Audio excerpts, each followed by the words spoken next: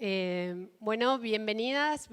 Vamos a dar inicio a la mesa de accesos a medicamentos y el rol de la sociedad civil y la incidencia sobre las decisiones estatales, estrategias exitosas y barreras y o dificultades con foco en los estados latinoamericanos. Antes que nada, agradecer a los compañeros y compañeras de panel y a los asistentes que están acá, los y las asistentes. Les cuento que vamos a tener una metodología, cada participante va a estar hablando 10 minutos, vamos a ser muy estrictos con el tiempo y vamos a tener que cortar seguramente alguna presentación.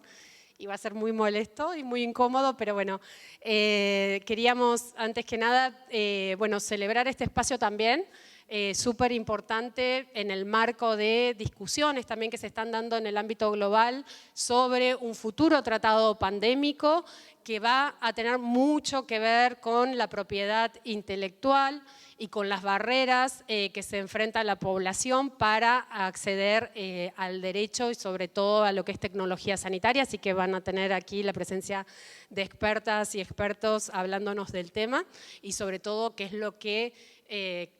lo que hoy tenemos y qué problemas identificaron y sobre todo en el contexto de pandemia y qué es la salud que necesitamos garantizar. Así que voy a presentar a Erika Dueñas, responsables de propiedad intelectual ante la Organización Mundial de la Salud. Así que, Erika, te doy la palabra. Y el micrófono. Bueno, muchas gracias y muy buenas tardes a todos. Muchas gracias otra vez a los organizadores por invitarnos a participar. Voy a hablar un poco, no sé si algunos de ustedes han estado en mi presentación de ayer, que era un poco una introducción, pero ahora quiero continuar hablando sobre este tema de acceso a medicamentos que vemos en la OMS y analizar un poco el rol de la sociedad civil y cómo la sociedad civil puede participar también muy activamente en estos procesos que se están dando a nivel mundial. Ahí está. Bueno, empiezo donde me quedé ayer y es diciendo que nuestro director general en la Organización Mundial de la Salud siempre dice, recomienda a todos los países que tienen que usar todas las herramientas que tienen a disposición legal para promover el acceso a los medicamentos, el acceso a la salud, ¿no? Entonces, aquí dice, tenemos que impulsar a través de todos los medios que se compartan las dosis, que haya transferencia de tecnología, que haya licenciamiento voluntario, estos nuevos mecanismos que no tengo tiempo para entrar en detalle, pero que hemos creado este Technology Access Pool, que es como un fondo mancomunado de patentes para facilitar la transferencia de tecnología en la OMS, esta derogación o waiver que se ha negociado de los derechos de propiedad intelectual en la Organización Mundial del Comercio, ¿no? Que fue muy ambicioso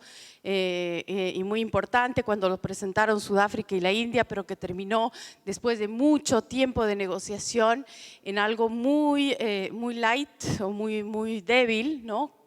Pero todas estas herramientas tienen que ser utilizadas. Entonces aquí quería entrar un poco más en detalle sobre cuáles pueden ser estos diferentes mecanismos para obtener reducciones de precios o para promover la transferencia de tecnología y la producción local en los países, ¿no? Y cuáles serían estos diferentes mecanismos que la sociedad civil también puede impulsar desde donde estén a nivel nacional o a nivel global, ¿no?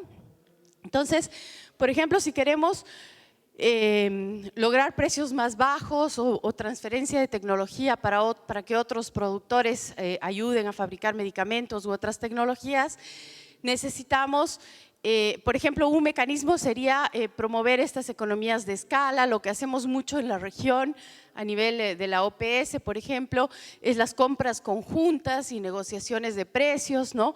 Pero también vemos que hay una dificultad en esto y que se necesita que haya transparencia en temas de precios. Y esto es muy difícil de conseguir. Si no hay transparencia, estas negociaciones son muy complicadas. Después existen los mecanismos de las licencias voluntarias, no cualquier licencia, pero las que estén más enfocadas hacia la salud pública, que es las que promovemos, por ejemplo, a través de este mecanismo que les hablaba antes en la OMS. Después existe el uso de las flexibilidades de la TPIC, que les voy a hablar un poquito más adelante, y este otro mecanismo de las oposiciones a las patentes también, que ha sido un buen ejemplo de cómo acciones desde la sociedad civil han ayudado a promover estas oposiciones y a liberar algunas barreras de patentes en muchos países. Brasil, por ejemplo, Argentina son ejemplos de donde la sociedad civil ha impulsado este tipo de oposiciones a patentes que eran muchas veces abusivas para que no se concedan en los países y no representen un obstáculo a la innovación en el país o a la producción. Luego, los criterios estrictos de patentabilidad, ¿no? Porque las patentes son territoriales, o sea, país por país, ¿no? Y depende de los países, de cómo hacen sus exámenes de fondo para ver si otorgan o no patentes. En los países en desarrollo, más del 90% de las patentes no son de los desarrolladores nacionales, o no, son patentes que vienen de las compañías farmacéuticas multinacionales, ¿no? Entonces, esas son las patentes que tenemos que tratar de filtrar y de que no sean abusivas para que puedan producirse en el país, para que pueda haber transferencia de tecnología y puedan fabricar también a nivel nacional. Entonces, estos criterios de patentabilidad son muy importantes y la Argentina es un ejemplo que nosotros utilizamos en la OMS porque tiene estas guías de patentabilidad que han desarrollado y que son muy importantes. Por supuesto, son logros que se han conseguido en algunos países, como en este caso en Argentina, pero que no están escritos sobre roca, ¿no? Entonces, que de un día a otro estas políticas pueden cambiar o se pueden eliminar estas guías, porque hay mucha presión también desde el otro lado, desde las partes interesadas, que son, por ejemplo, los abogados de estas grandes multinacionales que quieren que sus patentes se concedan rápido, ¿no? En Argentina. Entonces ellos hacen mucho lobby y eso es lo que, ahí está, por ejemplo, el rol de sociedad civil para contrarrestar este tipo de acciones, ¿no? Después, producción local es otra alternativa que sabemos que se está impulsando en la región. Argentina es otro ejemplo con otros países en desarrollo, pero para eso tienen que haber políticas también que la sociedad civil puede impulsar para el desarrollo de la producción local a nivel nacional. Luego, las políticas o las leyes sobre competencia desleal son otros mecanismos muy importantes. No tengo muchos detalles sobre la ley de competencia desleal aquí en Argentina, pero es otro mecanismo muy importante que se puede utilizar. Bueno, todo esto, sobre cada uno de estos puntos, la OMS brinda asistencia técnica a los países que nos pidan. Y el que nos pidan es muy importante, porque hemos tenido muchos casos en los que la sociedad civil ha jugado un rol muy importante a nivel nacional para que sus gobiernos nos pidan esa asistencia técnica. Porque a veces estamos ahí, hay la posibilidad de apoyar, pero si el gobierno no lo pide, el Ministerio de Salud en este caso, o las oficinas de patentes, no nos piden apoyo, entonces no lo podemos dar. Entonces, en esos casos han habido muchas acciones de sociedad civil que han sido muy buen ejemplo y que han ayudado en esta área. Luego, bueno, estas son un poco las lecciones aprendidas que les hablaba ayer también durante la pandemia, ¿no? ¿Qué ha pasado con las patentes? ¿Qué ha pasado en el caso concreto de vacunas? Que han habido muchas patentes, hemos visto a mucha gente nos decía, no, pero las patentes no son un problema, el problema es la transferencia de tecnología. No, las patentes sí son un problema y hemos identificado, y ayer les he dado ejemplos que van a ver en las otras diapositivas que estoy compartiendo, pero hay un problema, hay muchas patentes, en algunos países las han dado inmediatamente, no hay transparencia. Pueden haber muchas más de las que hemos detectado.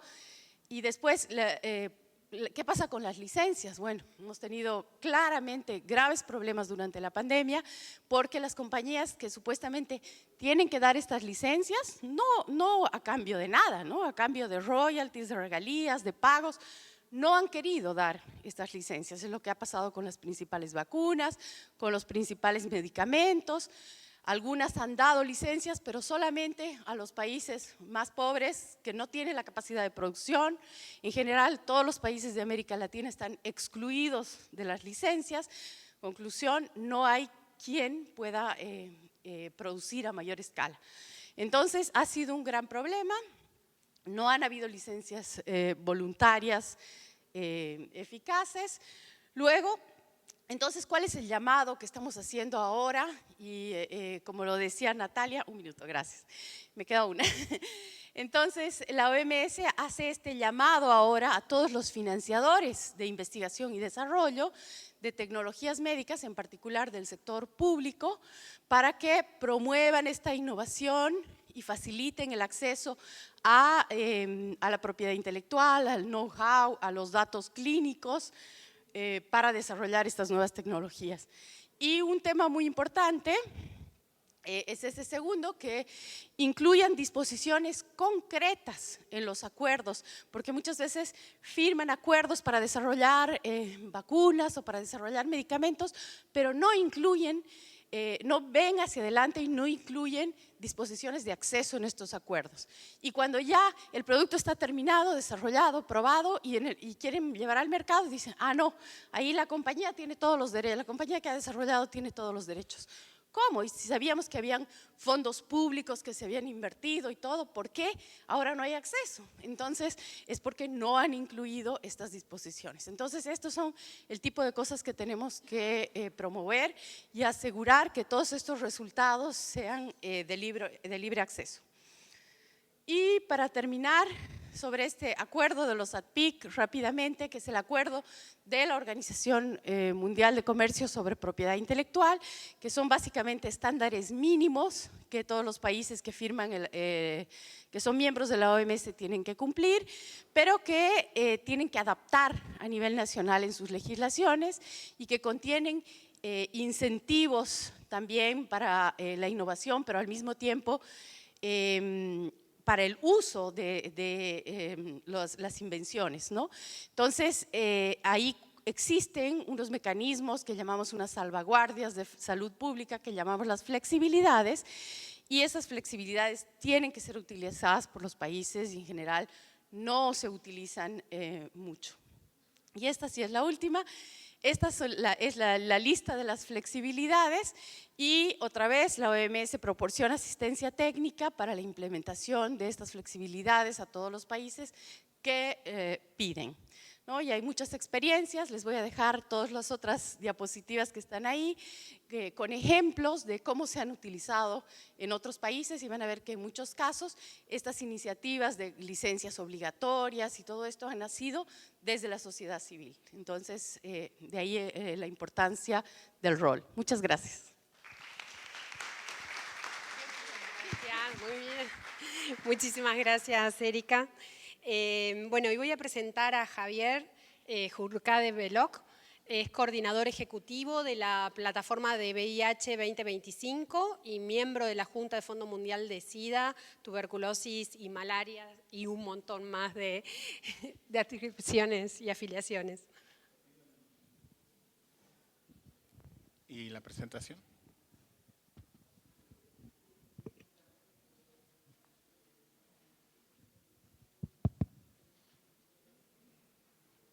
Ok, ahí viene la presentación. Buenas tardes con todos, con todas y con todes. Si la podemos ampliar. Mi nombre, como decía, es Javier Jurkade Belok y agradecer, por supuesto, a los organizadores por la invitación. Vamos a correr un poco. La siguiente. Ok, me parecía importante traer a colación los Objetivos de Desarrollo Sostenible, porque nos vamos a cruzar entre los presentadores. El ecosistema es mucho más aceitado de lo que nosotros pensamos y esperemos que nos vamos a complementar en la presentación del día de hoy. Obviamente me voy a centrar al principio en salud y bienestar, pero mi objetivo también es que se vayan pensando en las intersecciones de los objetivos de desarrollo sostenible, porque no se trata solo de salud y bienestar, y nosotros, desde nuestro lugar, tenemos que asegurarnos que esas intersecciones sucedan en los diferentes espacios. La siguiente. Ah, qué tonto, perdón. Soy varón, soy hombre. Entonces, como les decía, obviamente para quienes trabajamos en determinadas infecciones transmisibles, la meta 3.3 es muy importante. El tema del acceso a los servicios de salud sexual y derechos reproductivos también es muy importante y está en salud y bienestar, pero obviamente hay una intersección muy obvia con otros objetivos de desarrollo. La cobertura sanitaria universal, que es un poco lo que estamos trabajando, y vamos a tener una reunión de alto nivel junto con tuberculosis y prevención y preparación para las pandemias en septiembre. La siguiente, Javier, gracias. La motricidad fina tampoco se me da. Y bueno, obviamente lo que mencionó perfectamente y elocuentemente Erika, que son el tema de las salvaguardas, está en los objetivos de desarrollo sostenible, la financiación y la creación de un espacio fiscal y mucho más participación y apropiación de los gobiernos nacionales en la retención del personal sanitario, y ahora lo vamos a ver en un rato. Y quería de alguna manera pensar en los hitos de construcción de lo que es la atención primaria en salud, que al fin y al cabo, aunque parezca mentira, y alguien que viene de trabajar en un silo vertical como es VIH-Sida y otras infecciones relacionadas, empujamos muchísimo el fortalecimiento de la atención primaria en salud. Venimos arrancando de 1978, aunque no parezca, yo estaba vinculado a esto para esa época, pero bueno, lo leí en la universidad. Los Objetivos de Desarrollo Sostenible, la conferencia de Alma-Ata, que de alguna manera en el 2018 resultó también en Europa del Este, en Astana, y quería poner el eje en este antecedente sobre la calidad, seguros integrales, integrados, accesibles, disponibles y asequibles como noción de lo que debiera ser la calidad de atención primaria en salud. Y lo que se viene es la reunión de alto nivel, como les mencionaba, de cobertura universal sanitaria, y estamos tratando, porque fue esta genial idea de tener 3 reuniones de alto nivel juntas o secuenciales en la misma semana, de cómo jalar las obvias vinculaciones con tuberculosis y preparación y respuesta a las pandemias. La coyuntura. Esta es la realidad en la que vivimos. Hay un déficit de 15 millones de profesionales de salud, incluyendo a los agentes de salud comunitaria. O sea, en esos 15 millones son profesionales médicos y paramédicos, faltaría sumar los agentes de salud comunitaria. El 70% de los profesionales son mujeres, por ende están alcanzadas por todas las desigualdades de género, precarización en el lugar de trabajo y una cantidad de desafíos que obviamente se vinculan con el ODS 5, 8 y 10. No les voy a tomar examen, yo sé que se los acuerdan de memoria. Y en el 2021... casualmente, en un momento muy clave de la pandemia, había 1.000 millones de personas que no tuvieron acceso a servicios de salud, medicamentos e insumos. Cuando decimos insumos, vamos desde el oxígeno, que ustedes lo han visto en muchos de nuestros países, incluso dentro de la región, al agua y jabón, ¿no? Una tercera parte de la población mundial no tiene acceso a agua ni jabón, y ese es el Objetivo de Desarrollo Sostenible número 6. Y el déficit de 523 millones de personas sin acceso a servicios sanitarios esenciales de calidad, medicamentos, etcétera. Esto lo van a ver en el racional de la declaración que se está negociando ahora para cobertura universal sanitaria y por supuesto también en tuberculosis, estos datos de por qué es importante volver a discutir y rendir cuentas, ¿no? El impacto catastrófico que tiene el gasto individual en salud o el copago, ¿no?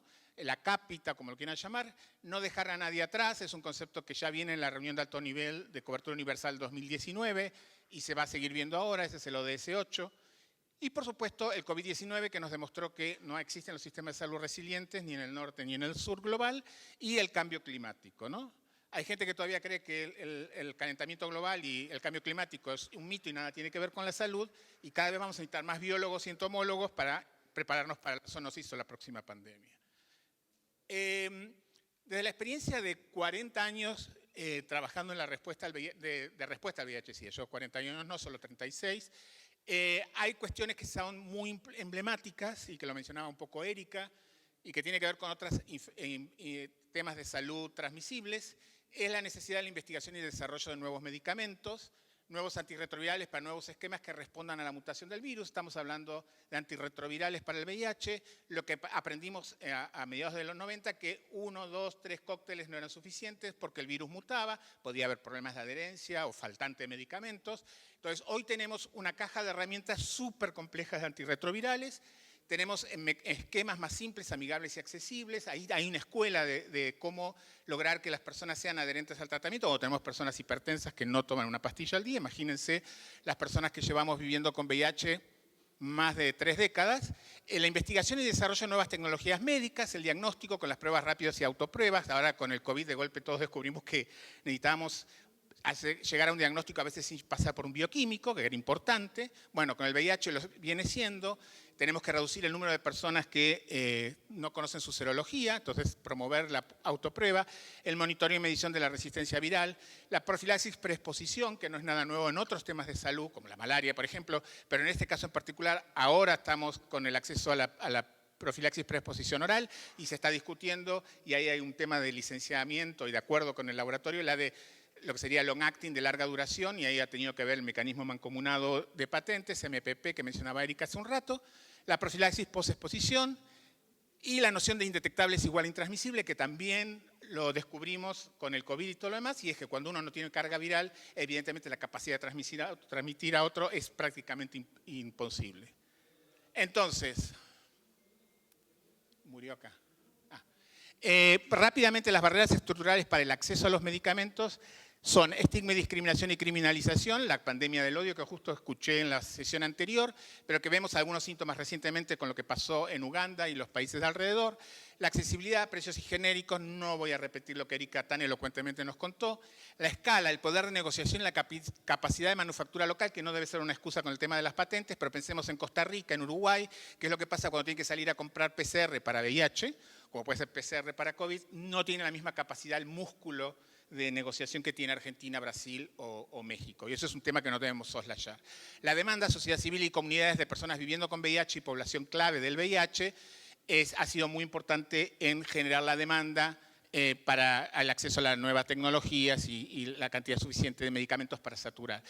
La mayor participación de personas viviendo y afectadas por temas de salud, quería mencionar acá que esto es un concepto que ya lleva más de 30 años en el movimiento de personas que vivimos con VIH o población clave, pero en OMS acaba de publicar hace cosa de una semana la guía para enfermedades no comunicables y salud mental de mayor participación o participación significativa de las personas con enfermedades no comunicables y temas de salud mental en la decisión, toma de decisiones, monitoreo, etc. O sea, bienvenido esa noción y esa participación que las asociaciones de pacientes vienen empujando. Entonces, como les decía, el estigma, la discriminación y la criminalización está a la orden del día. Acá tenemos a un legislador, y gobernador, ¿no?, de la Florida y al presidente de Uganda, dando un golpe en la espalda que nadie se los esperaba, pero que básicamente hay grupos de incidencia política muy bien financiados y los mismos donantes que nos dan dinero al Fondo Mundial para el SIDA, la tuberculosis y la malaria o para la Asociación Internacional de Gays y Lesbianas, es el mismo gobierno que le da dinero a las misiones de determinadas religiones fanáticas para asegurarse que haya en este tipo de movimientos en África, en Centroamérica, en Europa del Este. Entonces, rápidamente para ir terminando, el tema de las compras mancomunadas y el usar mecanismos mancomunados como la OPS es un tema importante, o sea, la profilaxis preexposición hoy se puede comprar en OPS entre $4 y $6 el frasco de profilaxis preexposición oral. Por supuesto hay que ofrecer una cantidad de otros servicios en el punto de cuidado, que no son solo el frasco del equivalente genérico a la turbada, pero bueno, hemos avanzado. Pensar la respuesta del acceso como parte de estrategias de mediano y largo plazo, sostenible financieramente. Al fin y al cabo, la responsabilidad va a ser de nuestros gobiernos, de nuestros estados, hacer mejor uso de las salvaguardas, obviamente ya lo mencionó Erika, generar una demanda sostenible e inteligente con la optimización de los esquemas de tratamiento y el monitoreo comunitario. Esto no solo es exigir, sino también ver cómo se implementa, participar en las discusiones de cobertura universal sanitaria, preparación, prevención y respuesta a futuras pandemias. En septiembre los vemos a todos en Nueva York, como también el tema de tuberculosis, que seguramente mi colega lo va a presentar ahora, promoción y fabricación multisectorial y regional. Acá está Sergio Maulena y hay otros impulsores sobre la importancia de tener laboratorios regionales que pudieran, siendo públicos y privados y universitarios, proveer en el futuro antirretrovirales o otro tipo de medicación, vacunas, incluso productos que ya el laboratorio el sector privado no los considera interesantes, como por ejemplo que la mayoría de las formulaciones pediátricas, y ahí las va a tener que fabricar porque necesarias siguen siendo. Y por supuesto documentar las lecciones aprendidas, porque la salud es un derecho que no debe seguir rehén de las reglas del mercado. Muchísimas gracias. Muchísimas Gracias. Gracias por respetar el tiempo. Perdón. Vamos a presentar a Mónica Espinosa, de Colombia, profesora e investigadora de la Escuela de Salud Pública y la Universidad del Valle. Mónica, y espero no hacerte correr tanto. Muchas gracias. Espérense que yo voy acomodando mi teléfono con el tiempo para no poner en dificultades a Natalia. Muchísimas gracias por estar presentes. Vengo a presentarles un caso colombiano. Un caso colombiano que probablemente van a hacer historia con respecto a cómo ha avanzado Argentina en el acceso a medicamentos. Bueno, como lo indicó la Organización Mundial de la Salud y lo que dice la doctora Dueñas, existen el acceso a medicamentos, una política súper importante para los países, porque constituye una medida de acceso a servicios de salud. Y en este caso, a servicios integrales de salud.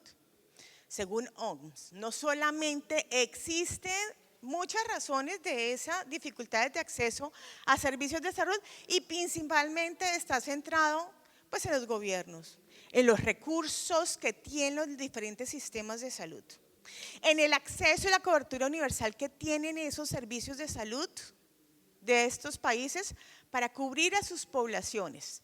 Pero también hay una responsabilidad que corresponde en dónde se encuentran nuestras enfermedades, cuáles son esos accesos a servicios, cuáles son esos accesos a medicamentos y qué posibilidades tiene el país de tener tecnología de punta. Entonces, no solamente constituye esa capacidad de respuesta de los estados para poder enfrentar las desigualdades de los países, también se enfrenta a una exclusión, estigma y discriminación. Ojo con esto, ¿qué fue lo que nosotros vimos con las vacunas en la pandemia? Que cuando 7 o 8 meses, incluso un año después de que algunos países ya habían vacunado en primera dosis a sus poblaciones, empezaron a donar medicamentos, en este caso vacunas, a los países en desarrollo. Y a eso hablamos con respecto a la exclusión, estigma y discriminación. Y no solamente eso, es a la exclusividad de los derechos de la comercialización de alguno de los medicamentos. Vamos a profundizarnos en esta base global de las barreras encontradas por Organización Mundial de la Salud. Y en el caso de países como Colombia, es que la cobertura universal pues no se da. Encontramos gobierno que el 98%, casi llegando a 100% de cobertura en salud de la población colombiana. Pero realmente si nosotros hacemos una evaluación del estado de salud de la población más vulnerable que se encuentra por debajo de la línea extrema de pobreza, el 30% de esta población está sin acceso a servicios de salud. Por lo tanto, sin acceso a medicamentos. Encontramos que el nivel socioeconómico de los hogares determina si el 50% de la población es pobre y el 10% del ingreso de los hogares es para la prestación de servicios de salud. Se dice que de ese 10%, el 33% de la región corresponde a gastos de medicamentos. Entonces, enfermar en población con diferentes oportunidades o bajas oportunidades, pues es mayor nivel de pobreza. Entonces, y no solamente eso, en nuestros países en América Latina y el Caribe, pues tiene unas barreras geográficas claras. Tenemos zonas rurales y zonas rurales dispersas. Y en esas zonas rurales y zonas rurales dispersas, pues vamos a encontrar una dilución de los centros de salud.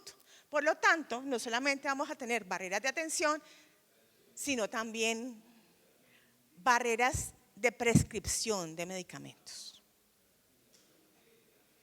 Y aquí encontramos una barrera súper importante, es ¿qué pasa con los profesionales de la salud? Porque también se mide el malgastar el uso de los medicamentos. ¿Qué se está prescribiendo? ¿Cómo se está prescribiendo? ¿Se está prescribiendo lo que los pacientes requieren? ¿Eso que requiere le está produciendo efectos adversos que haga que tenga que volver a acceder a servicios de salud para que lo vuelvan a prescribir?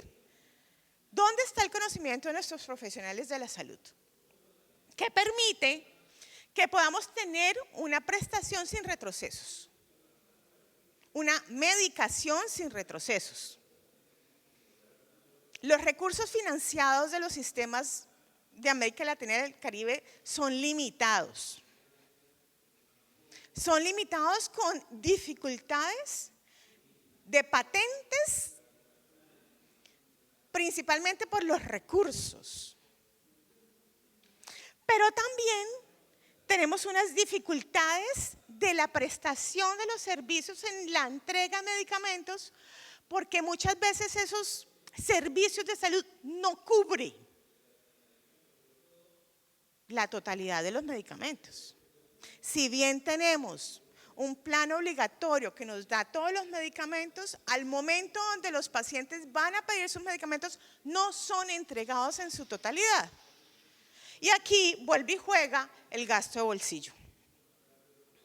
Entonces, hay una deficiencia de la oferta y suministro y disponibilidad de los medicamentos. Y estoy hablando tanto de enfermedades infecciosas, estamos hablando de eventos crónicos no transmisibles. Entonces, ¿qué está pasando con estos medicamentos esenciales y qué le está llegando al usuario final? Problemas de transparencia y calidad de la información, de la contención de precios internamente en los países, sí, la hay. Sumado a un relacionamiento de unas debilidades de rectoría y vigilancia abrumadoras.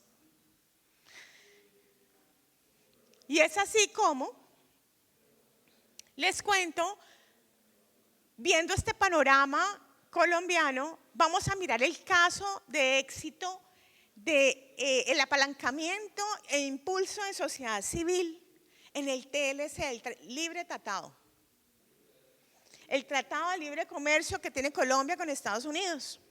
Y es ahí donde nace la Alianza Global.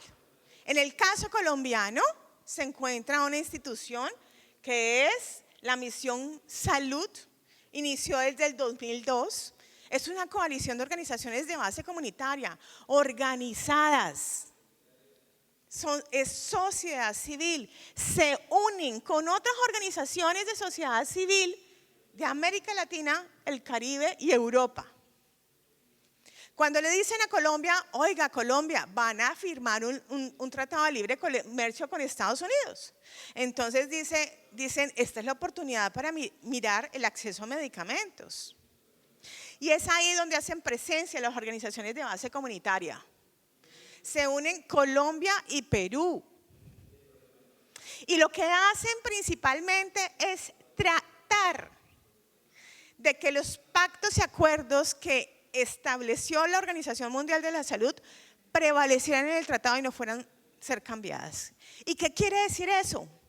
Que las poblaciones con países pobres, con países en vía de desarrollo, que no tienen la tecnología de avance en medicamentos, puedan acceder a los medicamentos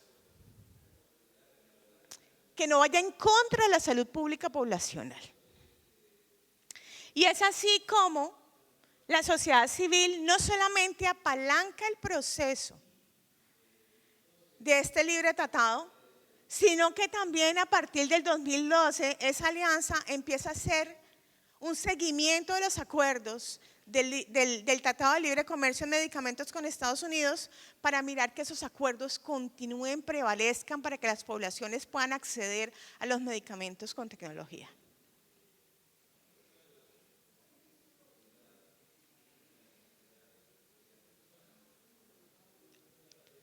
Traje 4 puntos.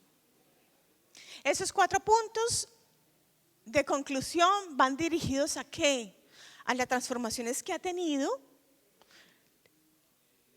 esas políticas públicas farmacéuticas,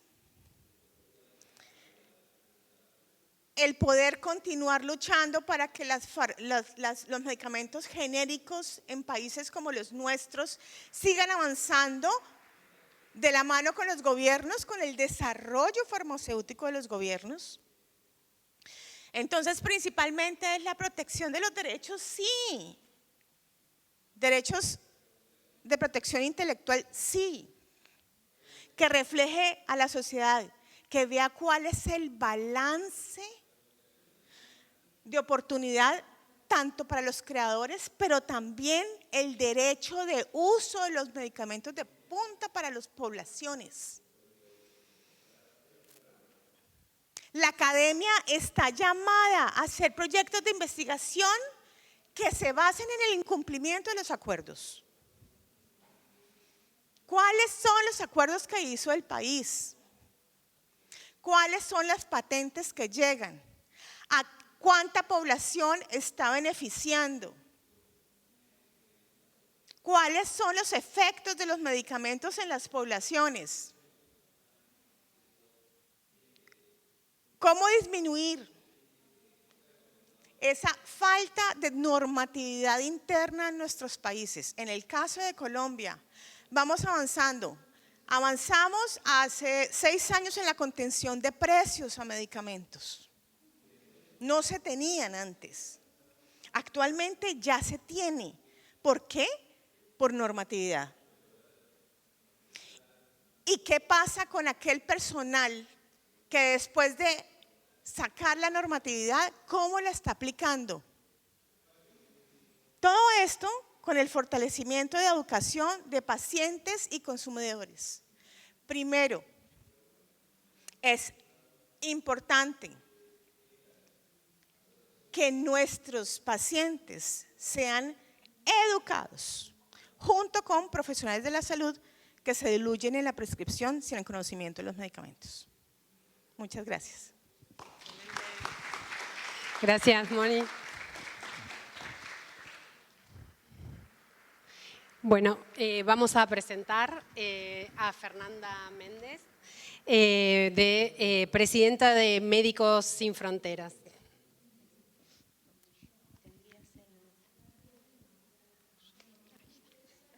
¿Cómo es esto? ¿Así? Aquí, hacia adelante. Vale, gracias. Buenas tardes y muchas gracias por la invitación. Sí, mi rol es presidenta de Médicos Sin Fronteras Latinoamérica. Es un gusto estar acá.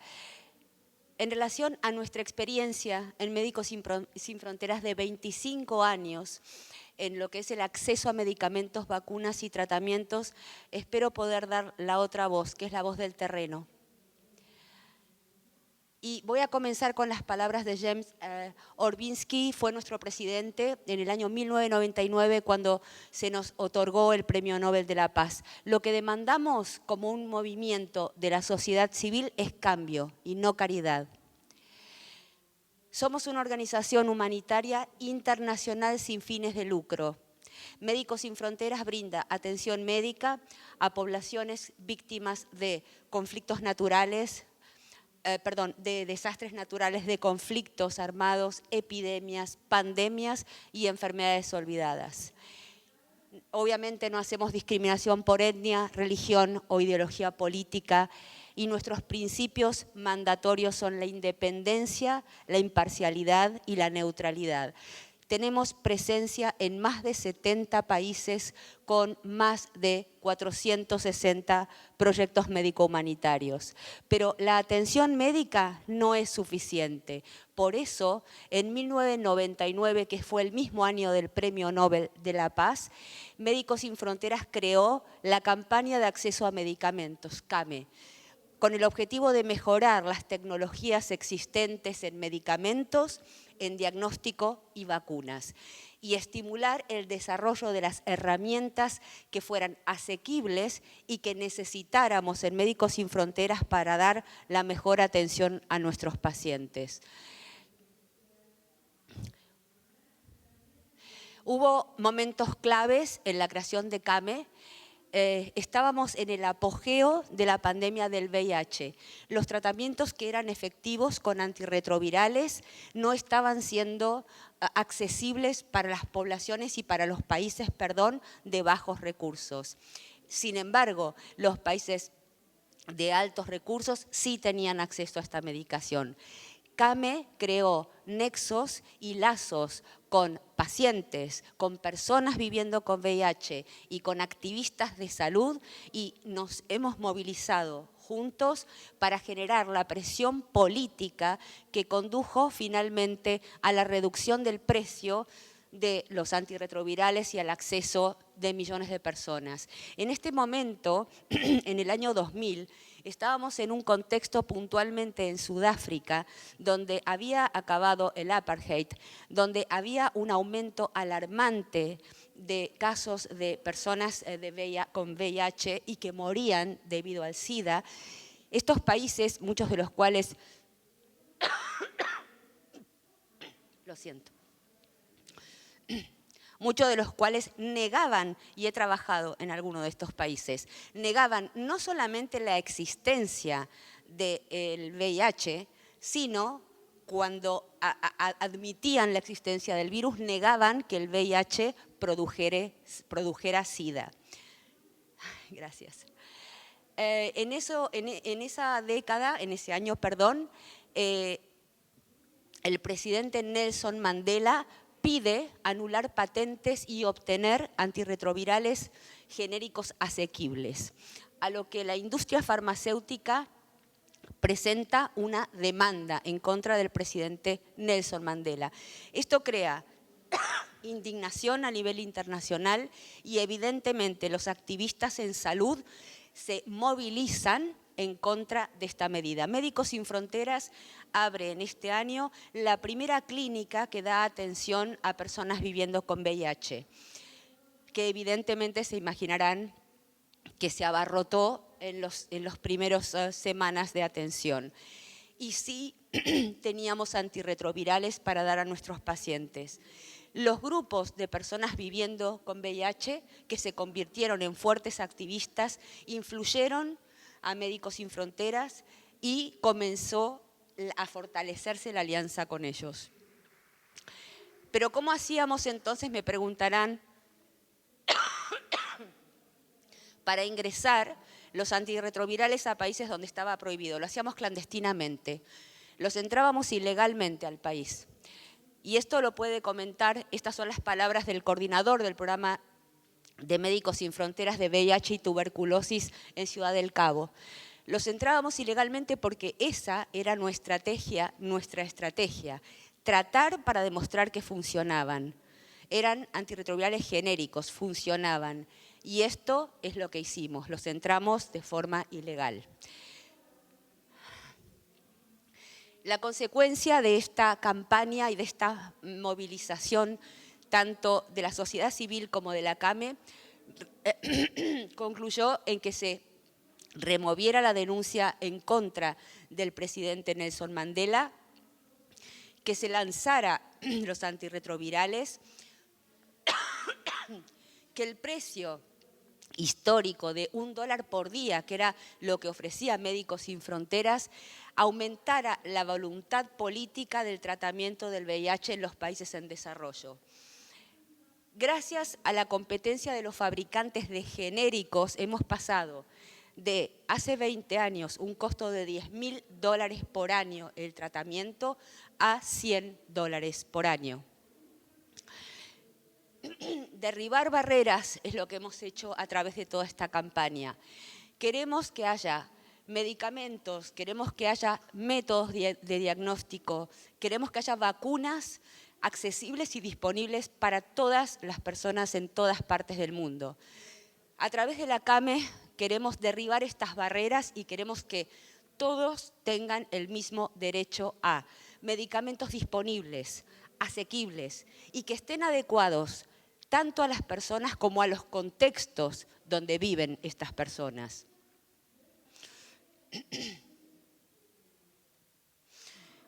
Ampliamos el trabajo en tuberculosis, en tripanosomiasis africana, malaria, hepatitis, cáncer, diabetes.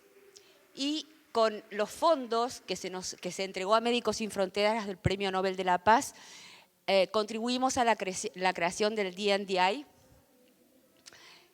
el Drugs for Neglected Disease Initiative, y este fue un paso significativo para alinear el desarrollo de fármacos más cerca a las necesidades de nuestros pacientes.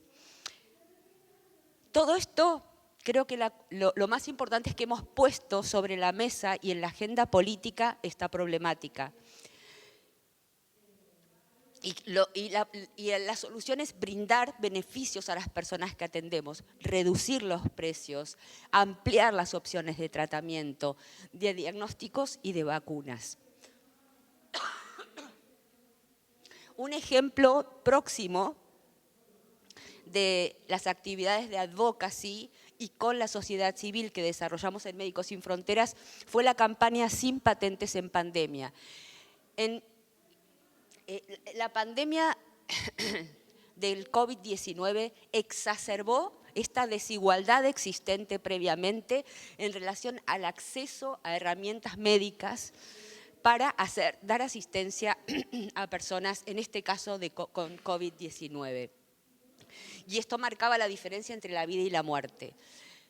A inicios del 2021 creamos esta campaña apoyando un pedido proveniente de la India y también de Sudáfrica ante la Organización Mundial de Comercio, para que los países suspendieran las patentes para herramientas médicas de atención a pacientes con COVID-19 durante la pandemia. Nuevamente alzamos la voz y acompañados desde Médicos Sin Fronteras, la CAME, de la sociedad civil, logramos que más de 100 países apoyaran esta propuesta. Estos son los resultados de esta campaña Sin Patentes en Pandemia. Hubo personas de toda América Latina que se sumaron a esta campaña y que apoyaron el mensaje desde Médicos Sin Fronteras. Posicionamos nuevamente este tema en la agenda política, a través de entrevistas, a través de los medios sociales, se participó de eventos, de conferencias públicas. Multiplicamos e hicimos multiplicar estos mensajes a nivel internacional. En la región hicimos presencia en Buenos Aires, Bogotá y Montevideo ante la Embajada de los Estados Unidos. Disculpen, por favor.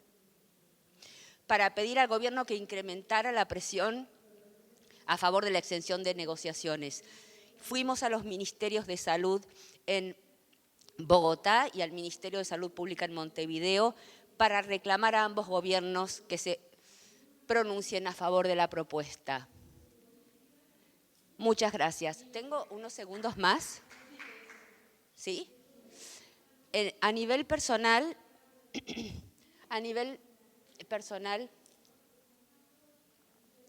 en Angola en el año 2000, tengo a una compañera mía, la doctora Marchol, que era mi jefa en aquellas épocas. En Angola no nos permitían utilizar el artesunato y seguíamos utilizando como tratamiento de la malaria la cloroquina, sabiendo que no era efectiva y que había resistencia. Sin embargo, desde Médicos Sin Fronteras utilizamos el artesunato de forma clandestina y vimos que los resultados de curación en pacientes con malaria por falciparum eran muy positivos y se logró que se cambiara el protocolo nacional. Gracias.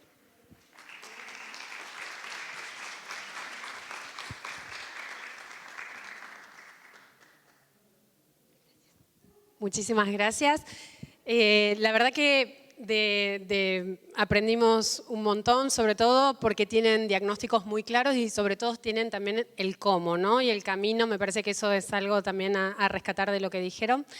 Les quería preguntar, tenía en realidad una pregunta para cada uno, pero también por tiempo, me gustaría saber qué de lo que dijeron, de las experiencias que contaron, de las experiencias exitosas, tanto de las compras mancomunadas, del monitoreo, de las flexibilidades y de cómo encarar, digamos, las distintas problemáticas de salud cuando hay normativa que opera como barrera y hay falta de voluntad política, falta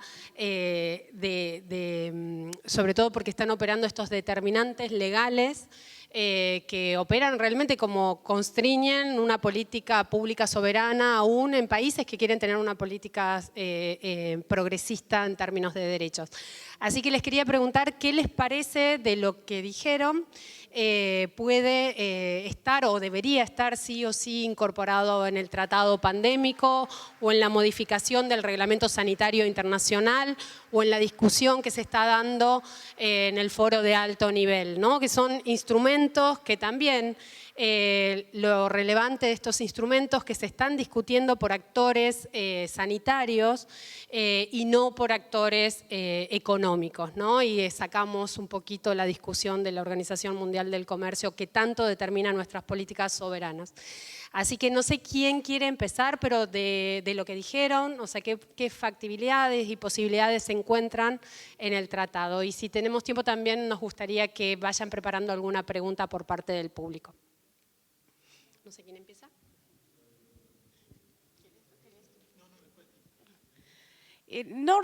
Rápidamente unos comentarios. Va a parecer curioso porque yo vengo de la Organización Mundial de la Salud, que es un ente global, y diría, bueno, todos estos temas, estos de las flexibilidades, todos estos temas que son muy importantes, que se han mencionado hoy, en cómo puede participar la sociedad civil y cómo se pueden introducir en estos mecanismos globales, en las resoluciones de Naciones Unidas que ha mencionado Javier. Es muy importante, y es muy importante todo lo que ha contado la compañera de MSF, de decir, de la campaña esta que ha habido sin patentes, en pandemia. Todo esto es muy importante y son acciones muy importantes, pero tampoco hay que olvidarse que las acciones muy importantes para que esto pase se tienen que dar a nivel local. Yo soy muy crítica hay muchas organizaciones internacionales que trabajan a nivel global, en Ginebra, en las negociaciones y en Nueva York y no sé qué, pero la realidad es que nada se mueve si es que no hay sociedades civiles locales que muevan a sus gobiernos en sus países. Y este sería mi mensaje, que el trabajo se tiene que hacer a nivel local y después pasa y el impacto se ve a nivel internacional. Gracias. Excelente, coincido plenamente. Sobre el tratado pandémico, bueno, claro, hay varias campañas pidiendo transparencia y la participación de la sociedad civil, la comunidad de personas afectadas por lo que se esté discutiendo, etcétera.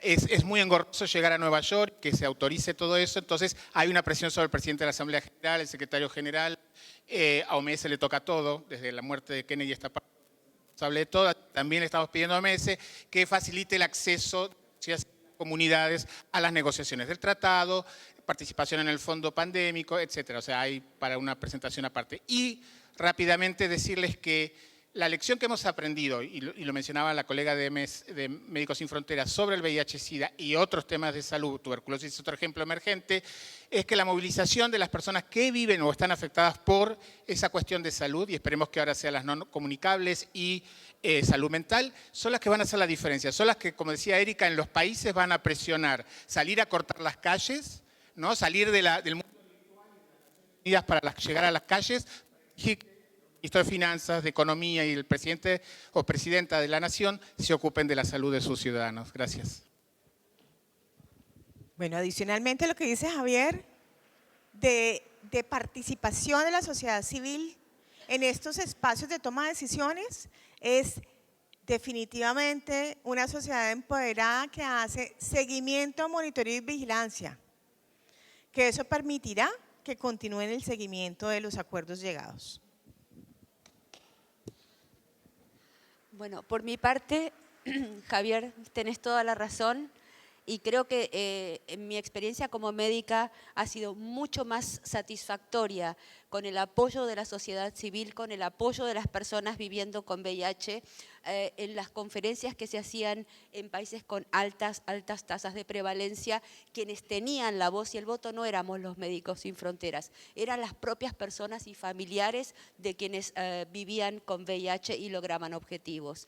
En segundo lugar, querría aclarar que Sin Patentes en Pandemia se hizo a nivel nacional, es decir, que se recurrió y concurrimos a los ministerios de salud en Uruguay, en Argentina, en los países de la región, para hacer este advocacy necesario y que se sumaran a esta voz de Sin Patentes durante la pandemia. Gracias. Excelente, muchísimas gracias. ¿Alguna pregunta? Sí. En realidad, más que nada, por ahí, ellos un poco ya lo fueron manifestando, pero me interpela, y yo soy estudiante, estoy estudiando la Tecnicatura en Farmacia Hospitalaria en la Universidad Arturo Jauretche, y nada, y pensaba en esto de cómo se podría en realidad plantear un presupuesto, ¿no? Porque mucho depende del territorio, de las enfermedades, de la calidad de vida. Simplemente eso, ¿viste? Es como preguntarme cómo se podría plantear, porque el presupuesto está, uno sabe que las enfermedades están, pero los territorios son diferentes y cada uno tiene una diferencia particular. Digo, pensaba en la compañera que es de Médicos Sin Fronteras. Digo, ella sabe, ella está en el territorio. ¿Qué es lo que hace falta? ¿Qué es lo que hace falta como para plantearnos un presupuesto? Era eso, pero más o menos lo fueron manifestando, así que nada, me quedo como con sabor a más, de hecho igual, pero muchas gracias. Sí. Tenemos el señor y después. Gracias. Solo para complementar, porque ya yo creo que han dicho todo lo importante, pero hay un gran aprendizaje de lo que es el trabajo de sociedad civil, como ya lo han contado, el trabajo internacional, lo que ha comentado Erika, pero siento que desde quienes trabajamos en salud, salvo que nos toque estar en gestión y sufrir esto, como me ha pasado, no hay suficiente conocimiento y tampoco hay un rol activo. El espacio de la Sociedad Argentina de Salud Pública me parece que es un buen espacio para poder empezar a pensar la salud desde acá, porque esto no, que esta mesa este lugar esté tan vacío, a mí me da una depresión, porque es un tema muy importante para nosotros. Lo que ha pasado en COVID fue un desastre, pero no solamente antes. Bueno, en VIH hemos intentado armar a nivel regional, porque la verdad es que la medicación se fabrica en China, la que es genérica, y si no, en los países del primer mundo y el tercer mundo siempre quedamos a la cola. Si no nos juntamos y empezamos a entender, y quienes trabajamos en salud también empezamos a tener una voz más fuerte en esto, aprendimos del activismo, a alzar la voz, pero la verdad es que de salud se sigue viendo el activismo como si fueran el enemigo, están del otro lado, y necesitamos realmente que haya espacios. Hay un espacio en VIH que es interesante, que es el GCTH, el Grupo de Cooperación Técnica Horizontal, donde están las coordinadoras y coordinadores de los programas de VIH nacionales y todas las redes latinoamericanas que trabajan en VIH. No es perfecto, ojalá funcionara mucho mejor esto, pero creo que son modelos que habría que replicar, porque si no, los medicamentos vamos a seguir exactamente en la misma situación. Gracias. La última pregunta, y si puede ser breve. Sí, más que pregunta, un comentario, ¿no? Apoyando lo que planteaba acá Maule. Es muy difícil trabajar desde los territorios sin que exista una comunidad.